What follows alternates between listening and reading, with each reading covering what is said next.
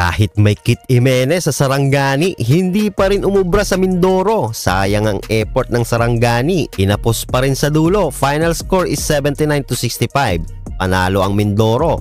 Tara panoorin natin ang highlights recap ng laban mga idol. It's just the 3-point shooting that's missing on that side of the floor. As opposed to, tingnan natin kung may fast break tayo. Very rare do we get into that. In the dad of Axel. Watching. Diputado.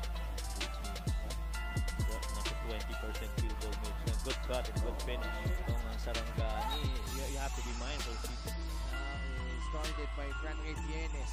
Gozo, nice pass inside to King Destacamento with their offense.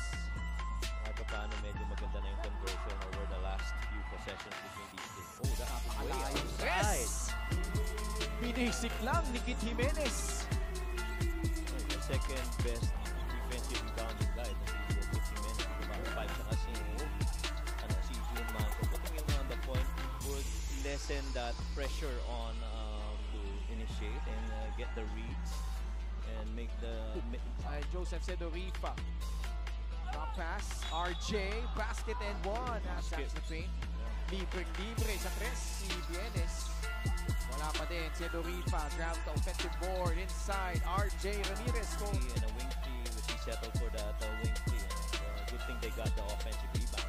Oh, what an athletic. Have to be consistent din na pagdepensa sa kanya. Tatakbo. Pasa kay Sedorifa. The extra feed. Comoy back to Joseph. Back-to-back freeze. Third board.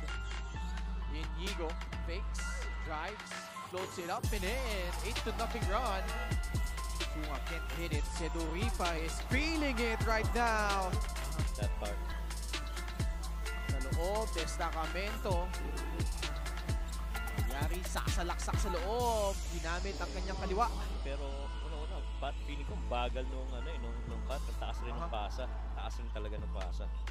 In fairness to the recipient. Oh, what a play! Oh! Jimenez behind the back after splitting the defense. Zamboanga is at the top of the South Division right now as we see that layup from Kit Jimenez. Averaging 20 and only 4 makes a game. Ooh! Tumatama na yung tres ng Mindoro. That's the